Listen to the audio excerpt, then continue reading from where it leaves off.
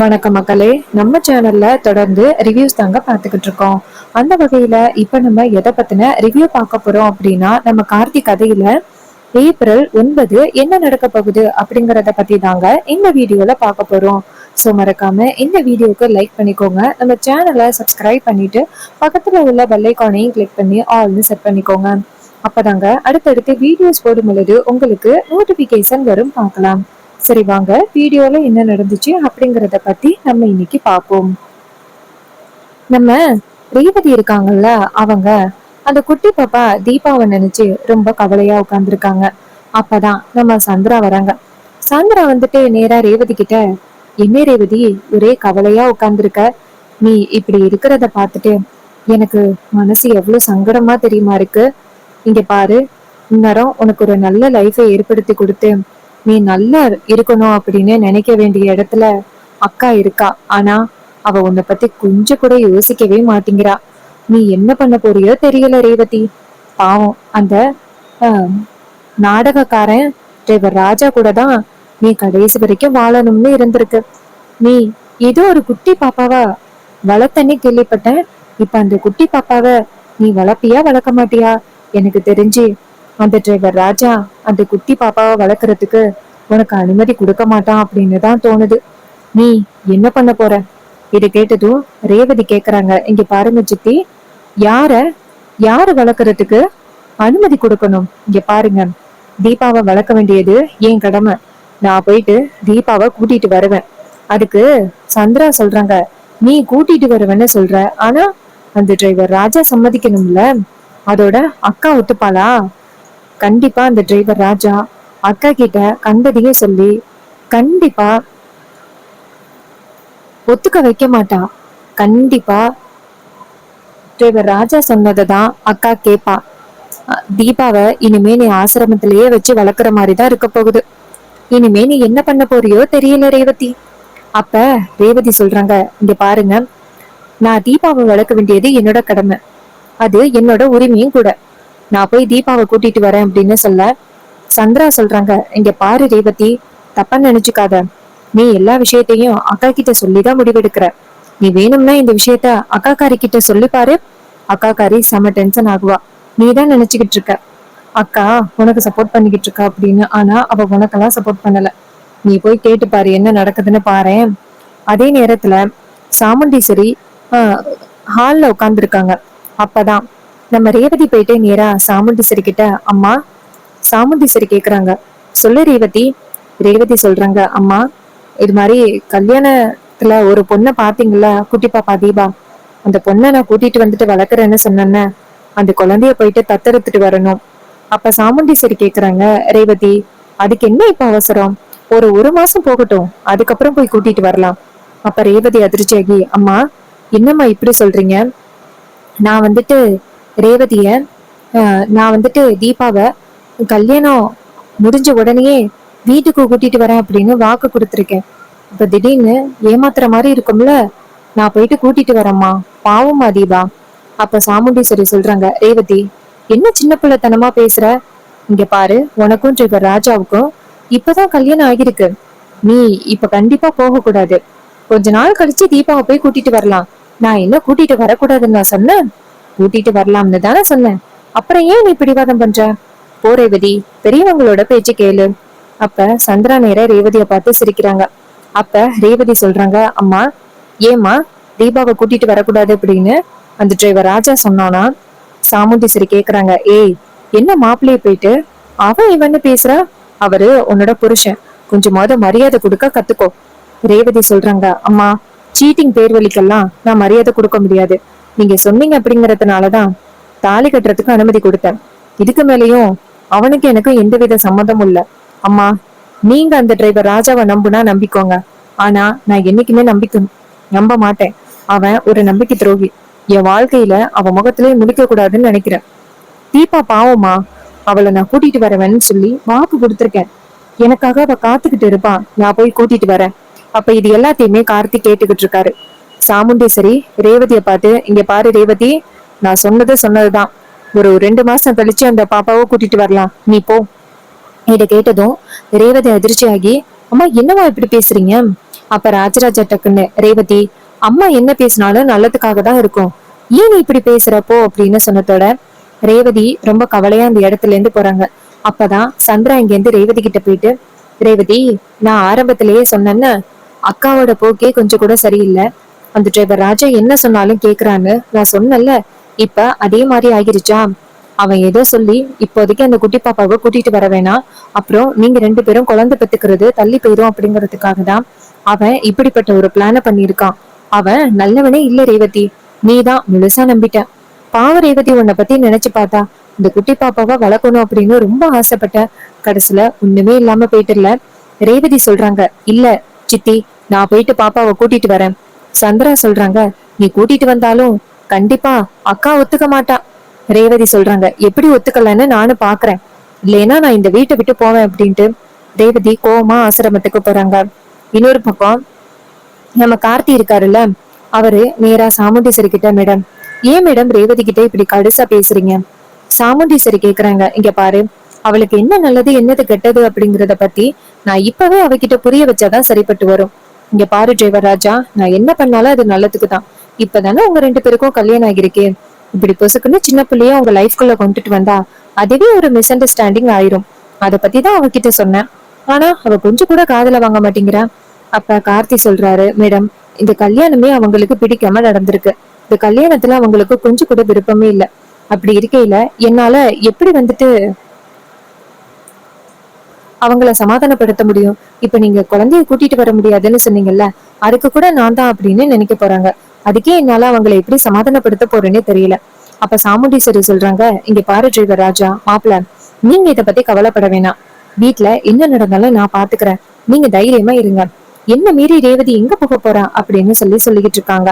இன்னொரு பக்கம் ரேவதி என்ன பண்றாங்கன்னா, நேரா அந்த ஆசிரமத்துக்கு போறாங்க. ஆசிரமத்துக்கு போயிட்டு நேரா அங்க ஆசிரமத்துல உள்ளவங்களை பார்த்து, மேடம், நான் தீபாவை கூட்டிட்டு போக வந்திருக்கேன். அவங்க கேக்குறாங்க, தீபான்னா இந்த குட்டி பாப்பா நீ வளர்க்குற பொண்ணு தானம்மா? அப்ப தீபா ரேவதி சொல்றாங்க, ஆமா மேடம், நான் தீபாவை கூட்டிட்டு போறேன், என் கூட அனுப்புங்க. அப்ப ஆசிரமத்துல உள்ளவங்க, இங்க பாருமா, கூட்டிட்டு போறது பெரிய விஷயம் இல்ல, ஆனா உங்களுக்குன்னு ஒரு வேலை இருக்கணும், அப்பதான் நான் உங்க கூட அனுப்ப முடியும். அப்படி இல்லைனாலும் நீங்க வந்துட்டு பினான்சியலி ஸ்டேபிளா இருக்கணும். அதுவும் இல்ல, ஏதாவது ஒரு வகையில நீங்க ஸ்டேபிளா இருந்தா மட்டும்தான் நாங்க இந்த குழந்தைய நம்பி அனுப்ப முடியும், நீங்க நல்லபடியா பாத்துப்பீங்க அப்படின்னு. ஆனா நீங்க எதுவுமே இல்லாம திடீர்னு இந்த மாதிரி குழந்தைய கூட்டிட்டு போறேன்னு சொன்னா அது எங்களுக்கு ரொம்ப பெரிய ஆபத்தாயிரும். ஏன்னா நீங்க குழந்தைய கொண்டுட்டு போயிட்டு எப்படி வளர்ப்பீங்க அப்படிங்கறதே எனக்கு சந்தேகமா இருக்குல்ல. அப்ப ரேவதி கேக்குறாங்க, இங்க பாருங்க, நான் யாருன்னு நினைச்சீங்க? சாமுண்டீஸ்வரி இருக்காங்கல்ல, அவங்களோட பொண்ணு. நான் பல கோடி சொத்துக்கு அதிபதி. அப்ப அவங்க சொல்றாங்க, இங்க பாருங்க, உங்க பேர்ல ஏதாவது சொத்து இருக்கா? அப்படி இருந்தா மட்டும்தான் எங்களால நம்ப முடியும், உங்க பேர்ல எந்த வித சொத்தும் இல்லைன்னு எங்களுக்கு தெரியும், அதனால உங்களை நம்பி நான் குழந்தைய அனுப்ப முடியாது அப்படின்னு சொன்னதோட ரேவதி ரொம்ப அதிர்ச்சி ஆகுறாங்க. அப்ப தீபா குட்டி பாப்பா ஓடி வந்து ரேவதிய கட்டி பிடிக்கிறாங்க, அம்மா அப்படின்னு. அப்ப தீபா கேக்குறாங்க, அம்மா, என்ன கூட்டிட்டு போகிறதுக்காக வந்திருக்கீங்களா? ரேவதி சொல்றாங்க, இங்க பாரு பாப்பா, நான் இன்னொரு நாள் உன்னை கூட்டிட்டு போறேன் பாப்பா. தீபா சொல்றாங்க, என்னம்மா, உங்களுக்கு கல்யாணம் ஆனத்தோட என்ன கூட்டிட்டு போறேன்னு சொன்னீங்க, அப்பா வரலையாம்மா, எங்கம்மா அப்பா? அப்ப தீபா சொல்றாங்க, இங்க ரேவதி சொல்றாங்க, இங்க பாருமா, நான் உன்னை நாளைக்கு கூட்டிட்டு போறேன், சரியா? தீபா கேக்குறாங்க, அம்மா, ஒவ்வொரு நாளும் இதே மாதிரிதான், நாளைக்கு கூட்டிட்டு போறேன், நாளைக்கு கூட்டிட்டு போறேன் அப்படின்னு சொல்றீங்க, ஆனா என்ன கூட்டிட்டு போக மாட்டேங்கிறீங்க, ஏமா, என்ன பிடிக்கல உங்களுக்கு? நான் உங்க பொண்ணு இல்லையாமா? ஏமா என்னை வெறுக்கிறீங்க? நான் கெட்ட பொண்ணா நடந்துகிட்டனா? இது கேட்டதோட ரேவதி அதிர்ச்சியாகி தீபாவோட கண்ணத்தை பிடிச்சு, இங்க பாருமா, என்னைக்குமே நீ கெட்ட பொண்ணா நடந்துகிட்டதே இல்ல, நீதான் ரொம்ப பெரிய குட் கேர்ள், உன்ன மாதிரி ஒரு குட் கேர்ள் எங்கேயுமே பார்க்கவே முடியாது, ஆனா அம்மா தான் பேட் கேர்ள். அப்ப குட்டி பாப்பா சொல்றாங்க, அம்மா, நீ ஒன்னும் பேட் கேர்ள் இல்லம்மா, நீ ரொம்ப குட் கேர்ள். இப்ப என்னம்மா, நான் இங்க இருக்கணும், நீ நாளைக்கு வந்து கூட்டிட்டு போவ, அதானம்மா? நான் இங்க இருக்கேன், நீ நாளைக்கு வந்து கூட்டிட்டு போ, அதுக்காக உன்னை பேட் கேர்ள்னு சொல்லாத, நீ ரொம்ப குட் கேர்ள், சரியா? இதை கேட்டதும் ரேவதியும் சரிம்மா அப்படின்னு சொல்லிட்டு நேரா தீபா பார்த்து, சரி நீ போமா அப்படின்னு சொன்னதோட தீபா அந்த இடத்துல இருந்து போறாங்க. அப்ப ரேவதி நேரா அவங்கள பார்த்து, இங்க பாருங்க, நான் தீபாவை இங்க எது கூட்டிட்டு போகணும்னா எனக்கு என்ன வேணும் அவங்க சொல்றாங்க, ஒண்ணு உங்களுக்கு கல்யாணம் ஆகி உங்க ஹஸ்பண்டோட வந்து நீங்க கூட்டிட்டு போகணும், உங்க ஹஸ்பண்ட் பினான்சியலி ஸ்டேபிளா இருப்பாரு, அப்படி இல்லைன்னா உங்களுக்குன்னு ஏதாவது ஒரு ப்ராப்பர்ட்டி இருக்கணும். அப்படி இருந்தா மட்டும்தான் நீங்க ஃபியூச்சர்ல இந்த குழந்தைய நல்லபடியா வளர்ப்பீங்க அப்படின்னு நம்பி நான் உங்ககிட்ட இந்த குழந்தைய கொடுக்க முடியும். அப்படி இல்லாம நாங்க சாதாரணமா இந்த குழந்தைய உங்ககிட்ட அனுப்ப முடியாது. இது கேட்டதோட ரேவதி ரொம்ப அதிர்ச்சி ஆகுறாங்க. என்னடா இது, இவங்க எப்படி சொல்றாங்களே அப்படின்னு. அப்ப ஆசிரமத்துல உள்ளவங்க, இங்க பாருங்க மேடம், நாங்க இப்படி சொல்றோம் அப்படின்னு தயவு செஞ்சு கோவப்படாதீங்க. ஆனா இதுதான் மேடம் உண்மை. இது கேட்டதோட ரேவதியும் சரிங்க மேடம் அப்படின்னு சொல்லிட்டு அந்த இடத்துல இருந்து வராங்க. வெளில வந்ததோட அந்த யாருக்கோ கால் பண்றாங்க. இத பார்த்ததோட ரேவதி அதிர்ச்சி ஆகுறாங்க. ஒருவேளை அம்மா தான் சொல்லி இந்த மாதிரி சொல்லிப்பாங்களோ அப்படின்ட்டு. அப்ப ரேவதி நேரா வீட்டுக்கு வராங்க. வீட்டுக்கு வந்ததோட சந்திரா பாக்குறாங்க. சந்திரா நேரா ரேவதிய பார்த்து, என்ன ரேவதி, தீபாவை கூட்டிட்டு வரேன் அப்படின்னு சொன்ன, என்னாச்சு? அப்ப ரேவதி சொல்றாங்க, அவங்க என் கூட தீபாவை அனுப்ப முடியாதுன்னு சொல்லிட்டாங்க. ஒண்ணு ஹஸ்பண்டோட வந்தா மட்டும்தான் தீபாவை அனுப்புவாங்களாம். இல்லைன்னா எனக்கு ஏதாவது ஒரு வேலை இருக்கணுமா. அப்படி இருந்தா மட்டும்தான் அவங்க தீபாவை என் கூட அனுப்புவோன்னு சொல்லிட்டாங்க. இதை கேட்டதோட சந்திரா கேக்குறாங்க, என்ன ரேவதி இப்படி திடீர்னு சொல்ற? ஒருவேளை இது அக்காவோட வேலையா இருக்குமோ? நீ போன பிறகு அக்கா யாருக்கோ போன் பண்ணா. இதை கேட்டதோட ரேவதி அதிர்ச்சி ஆகுறாங்க. என்ன சொல்றீங்க? யாருக்கு போன் பண்ணாங்க அம்மா? சந்திரா சொல்றாங்க, யாருக்குன்னு தெரியல. ஆனா என்ன நடந்தாலும் குழந்தைய மட்டும் விடாத அப்படின்னு சொன்னா, ஒருவேளை அவ ஆசிரமத்துக்கு தான் போன் பண்ணிருப்பா போல. இது கேட்டதோட ரேவதி ரொம்ப அதிர்ச்சி ஆகுறாங்க. அப்ப சந்திரா சொல்றாங்க, இங்க பாரு ரேவதி, நீ தான் ரொம்ப நம்பிட்ட எல்லாருமே. ஆனா எல்லாருமே உன் லைஃபை இப்படி ஆக்கிட்டாங்க பத்தியா? தீபா எவ்வளவு ஆசையோட இருந்தா உன் கூட சேர்ந்து சந்தோஷமா வாழலாம் அப்படின்னு. ஆனா கடைசியில உன் ஃப்ரெண்டுக்கு நீ கொடுத்த சத்தியத்தை காப்பாத்த முடியாம போயிட்டே அப்படின்னு சொன்னதோட நம்ம ரேவதி ரொம்ப கண் கலங்குறாங்க. அப்ப சந்திரா சொல்றாங்க, கவலைப்படாத ரேவதி, கவலைப்படாத. அந்த டிரைவர் ராஜா தான் இதெல்லாம் பண்ணிக்கிட்டு இருக்கான். உனக்காக நான் கண்டிப்பா அவனை இந்த வீட்டை விட்டு அனுப்பிட்டு மறுவேளை பாக்குற ரேவதி. இது கேட்டதோட ரேவதியும் சரிங்க சித்தி அப்படின்னு சொல்ல, அப்ப சந்திரா சொல்றாங்க, இங்க பாரு, நீ என் பொண்ணு மாதிரி. நீ ஃபீல் பண்ணியன்னா எனக்கு ரொம்ப கஷ்டமா இருக்கும், சரியா? நீ அழக்கூடாது, சரியா? ரேவதியும் சரி அப்படின்னு சொல்றாங்க. அதுக்கப்புறமா ரேவதி அவங்களோட ரூமுக்கு கவலையா போறாங்க. அப்ப சந்திரா நினைக்கிறாங்க, இதே மாதிரி கொஞ்சம் கொஞ்சமா இவள்கிட்ட ஏதாவது சொல்லி சொல்லி இவளுக்கும் அந்த டிரைவர் ராஜாவுக்கும் இன்னும் பகையை மூட்டி விட்டு, அப்படியே சாமுண்டீஸ்வரிக்கும் பகையை மூட்டி விட்டு இந்த இடத்த விட்டு துரத்தணும் அப்படின்ட்டு செம்ம சூப்பரான ஒரு பிளான பண்றாங்க சந்திரா. இன்னொரு பக்கம் ரேவதி ரூமுக்கு போயிட்டு அழுகுறாங்க. தீபா, என்ன மன்னிச்சிருமா, உன்னை எப்படியாவது நான் கூட்டிட்டு வரணும் அப்படின்னு ஆசைப்பட்டேன். ஆனா கடைசியில கூட்டிட்டு வர முடியாம போயிருச்சே.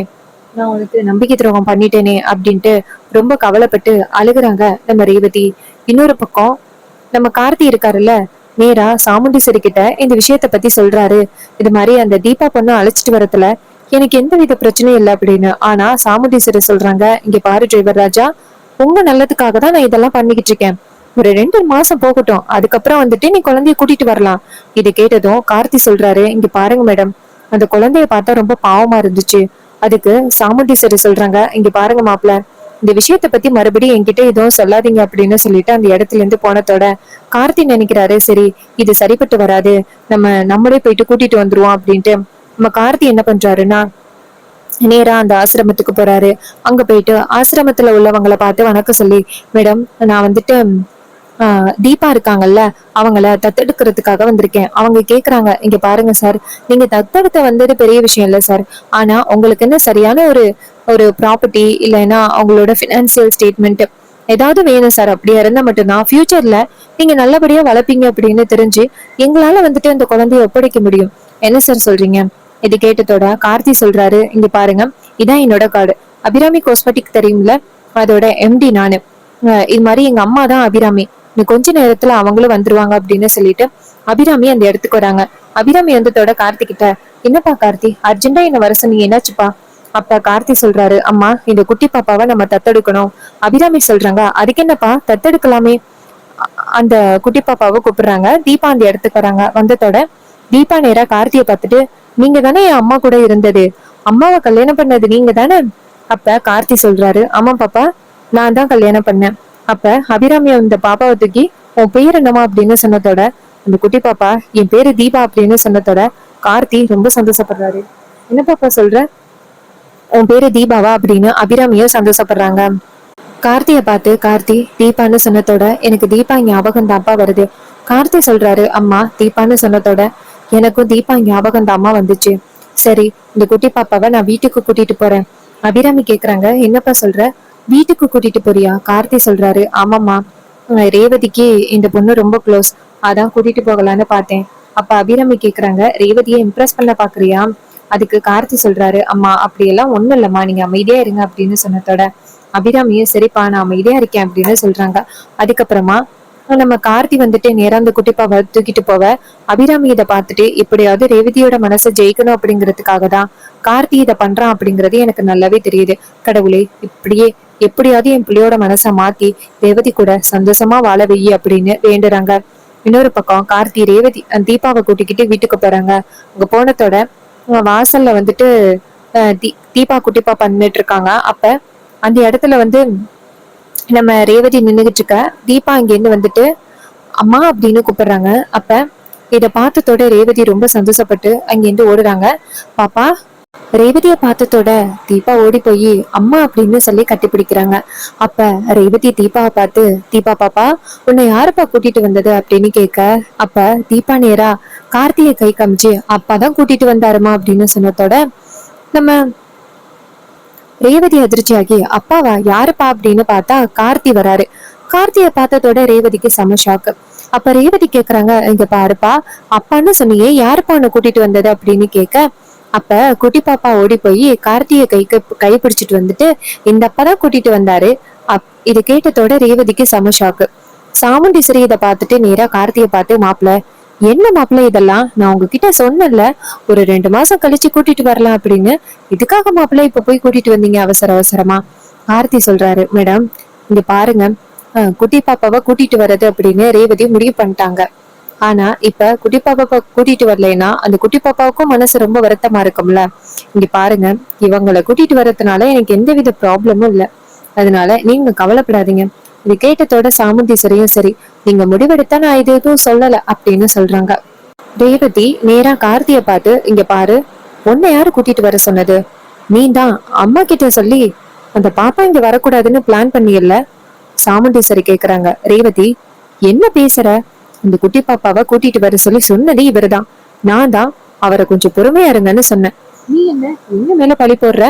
அப்ப ரேவதி சொல்றாங்க, அம்மா நீங்க சும்மா இருங்க, உங்களை நல்லா இவர் ஏமாத்தி வச்சிருக்காரு, நீங்க ரொம்ப பேசாதீங்கம்மா அப்படின்னு சொல்ல, ஆர்த்தி சொல்றாரு, இங்க பாருங்க, என்னை பத்தி நீங்க எப்படி வேணாலும் நினைச்சுக்கோங்க, எனக்கு அதை பத்தி கவலையே இல்ல, நீங்க ஆசைப்பட்ட மாதிரி இந்த பொண்ணை கூட்டிட்டு வந்துட்டேன், இதுக்கப்புறம் உங்களோட விருப்பம் அப்படின்னு சொல்லிட்டு கார்த்தி கோவமா அந்த இடத்துல இருந்து போறாரு.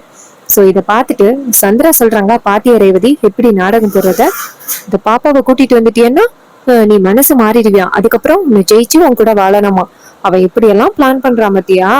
இது கேட்டதும் ரேவதி சொல்றாங்க, பாப்பாவை கூட்டிட்டு வந்தா அவன் கூட வாழ்ந்துருவனா, பாப்போம் என்ன நடக்குது அப்படின்னு சொல்லிட்டு செம்ம கோவப்படுறாங்க ரேவதி. சோ இந்த ப்ரெடிக்ஷன் உங்களுக்கு பிடிச்சிருந்துச்சு அப்படின்னா இந்த வீடியோக்கு மறக்காம லைக் பண்ணிக்கோங்க, சேனலை சப்ஸ்கிரைப் பண்ணிட்டு பக்கத்துல உள்ள பெல் ஐகானை கிளிக் பண்ணி ஆல்ரெடி செட் பண்ணிக்கோங்க. அப்பதாங்க அடுத்தடுத்து வீடியோஸ் போடும் பொழுது உங்களுக்கு நோட்டிபிகேஷன் வரும், பார்க்கலாம். தேங்க்யூ ஃபார் வாட்சிங்.